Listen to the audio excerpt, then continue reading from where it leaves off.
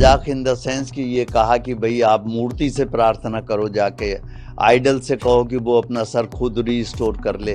तो इन चीज़ों से लेके मैं बहुत आहत था। ऐसा नहीं है कि मैं नशे में था या मैंने कोई गोलियां खा रखी थी और मैं कुछ करके आया, ऐसा कुछ भी नहीं है। उन्होंने एक्शन किया, मेरा रिएक्शन था। ना मैं माफ़ी मांगने वाला हूँ, ना मुझे अफसोस है।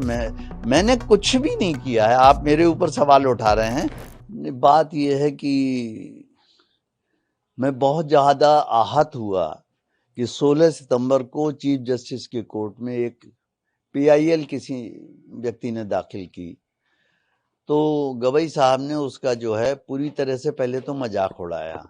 मजाक इन द सेंस कि ये कहा कि भाई आप मूर्ति से प्रार्थना करो, जाके आइडल से कहो कि वो अपना सर खुद रिस्टोर कर ले।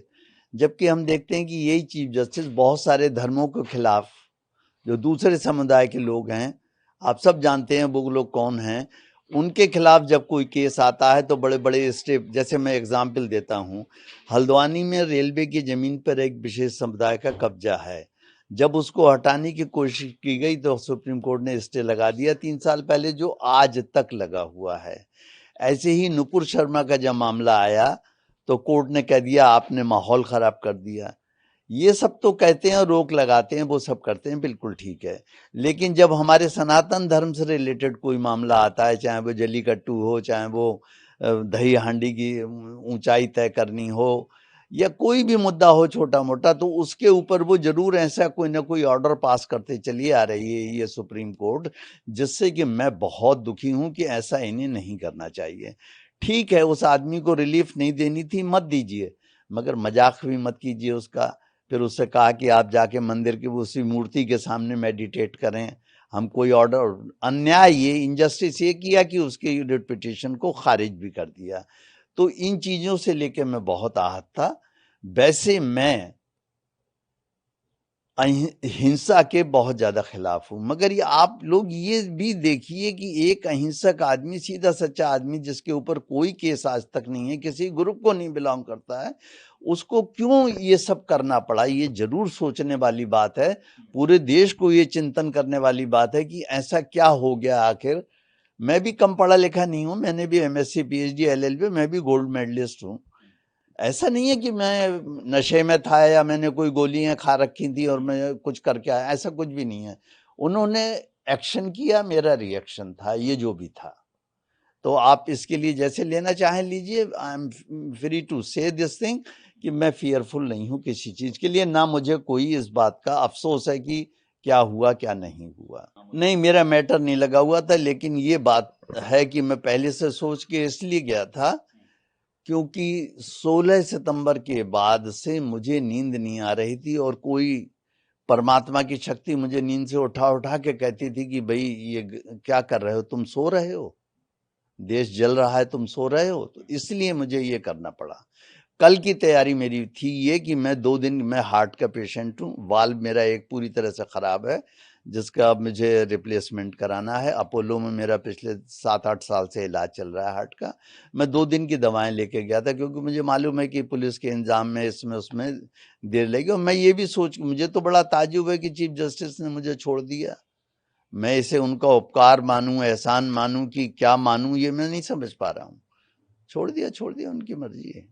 कोई घटनाक्रम कुछ भी नहीं हुआ उस समय, जाने दीजिए। केवल इतना हुआ कि वहां पर मुझे डीसीपी और एसीपी के ऑफिस में 3-4 घंटे पूछताछ होती रही।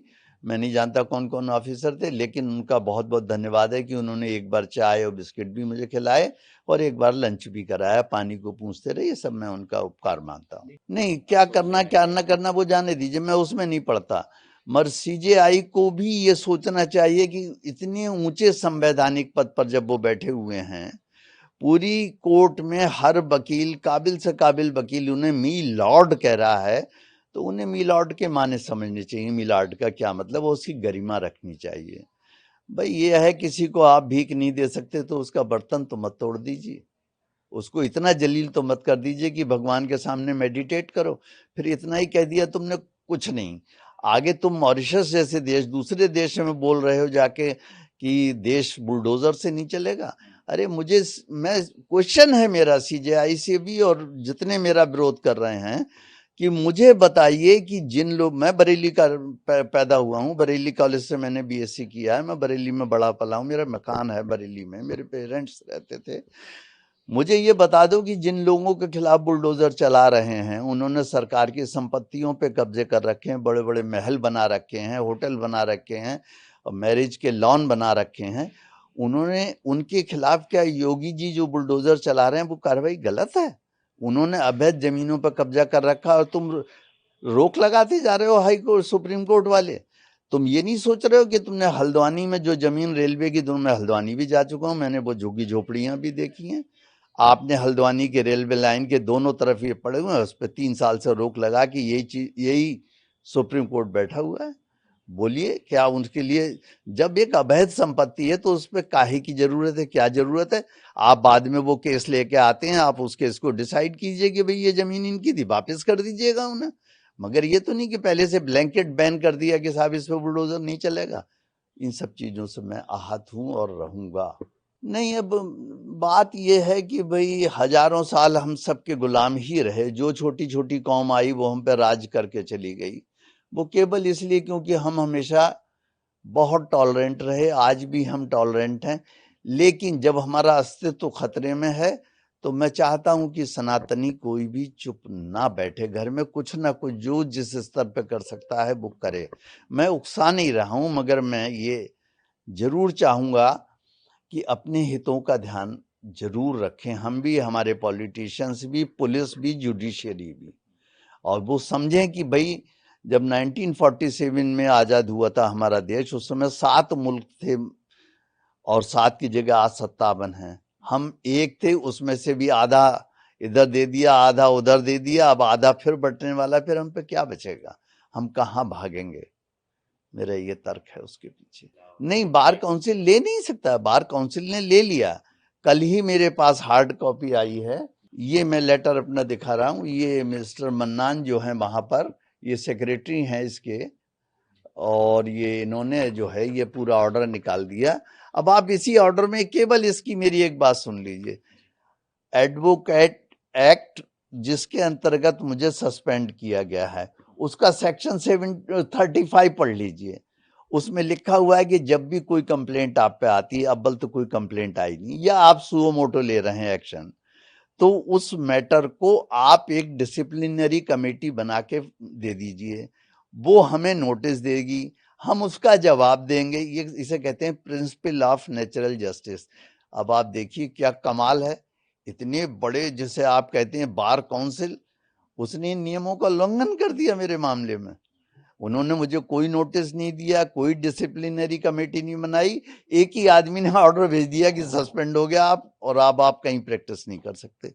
बताइए, कमाल की बात है। मेरे केस लगे हुए हैं जिनसे मैंने फीस ली हुई है, मुझे उनकी फीस रिटर्न करनी पड़ रही है। सवेरे ही एक सज्जन आए थे, अपनी फाइलें ले गए, जिन्हें मैं छोड़ के आ रहा था, आपने देखा था, और बड़ा सा बैग था, फाइलें थी, और उन्होंने कहा साहब पैसे में, जी मुझ पे आज थे नहीं पैसे। मैंने कहा मैं बाद में दे दूंगा आपको, और दूंगा मैं उन्हें, क्योंकि मैं किसी का पैसा नहीं मार सकता।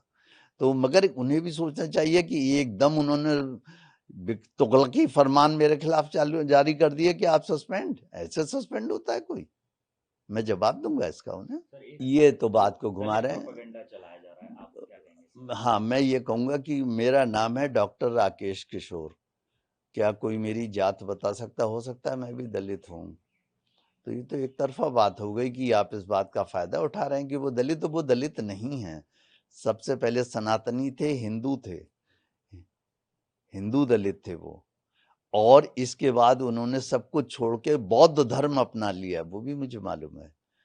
और वो ये भी मालूम है कि उनके बौद्ध धर्म अपनाने के बाद अगर वो हिंदू धर्म से अपने आप को समझते हैं कि मैं बाहर निकल आया, तो अब दलित कहाँ रह गए? ये तो मानसिकता की बात है। और ये जितने दलित कह के है, ये तो आप देख रहे हैं कि लोग इसी सरकार को गिरा के और चाहते हैं कि देश पर से गुलाम हो जाए, ये उनकी राजनीति है, करते हैं दीजिए। मेरा दलित उलित कुछ नहीं, ये इंसिडेंट बढ़ सकते हैं, इसका कोई, अरे इसका क्या महत्व है? जजेस को भी अपनी सेंसिटिविटी बढ़ानी चाहिए।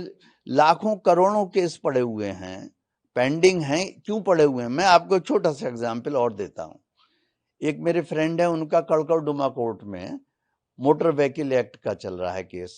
एक्सीडेंट हो गया था, और कब, जब वो 2002 में वो लगी हुई थी, क्या कहते हैं, कोरोना काल था, और उसमें साफ उसने खुद कहा है विक्टिम ने कि मैं रॉन्ग साइड से मोटरसाइकिल लेके आ रहा था, हेलमेट नहीं लगाए हुए था, ड्राइविंग लाइसेंस नहीं था, और एक्सीडेंट के सीन पे कोई स्क्रैचिंग निशान नहीं है पहियों के। जब मैंने जज की पिछली बार मैं गया उनकी अदालत में, मैंने कहा हुजूर ऐसे, तो उन्होंने कहा आप क्या चाहते हैं मैं अभी केस खत्म कर दूं? कमाल है भाई, ये तो प्राइमा फेसाई चीज है कि अगर आदमी ये गलत आ रहा है, ड्राइविंग लाइसेंस नहीं है, मोटरसाइकिल चला रहा है, और गाड़ी के एक्सीडेंट भी ऐसे नहीं, उसको वो तो गिरा मोटरसाइकिल से, उसकी पैर की हड्डी टूट गई। ये तो नहीं थी कि हमारी गाड़ी का पहिया चढ़ गया और हड्डी के टूट के कुर्चा कुर्चा हो गया और जरा जरा सी चिप्स उधड़ गई उसकी, कुछ नहीं हुआ, ना मोटरसाइकिल डैमेज हुई ना कार डैमेज हुई। अब इस पे आप केस 4 साल से चल रहा है, और वो जिसके खिलाफ चल रहा है वो बहुत बड़े हॉस्पिटल में बेचारे डॉक्टर हैं, वो हर डेट पे हाथ जोड़ कर खड़े हुए हैं वहां पे। तो ये इस तरह से केस के प्रोसेस ऐसे बना लिए हैं कि बढ़ाते चले जाओ, बढ़ाते ही चले जाओ ऐसे। तो इसमें कोई क्या करेगा? बिल्कुल अफसोस नहीं है, ना ना ना ना ना, मैं माफी मांगने वाला हूं, ना मुझे अफसोस है। मैंने कुछ भी नहीं किया है। आप मेरे ऊपर सवाल उठा रहे हैं, परमात्मा ने जो करवाया वो मैंने किया, मैं करता नहीं, महज साक्षी हूं।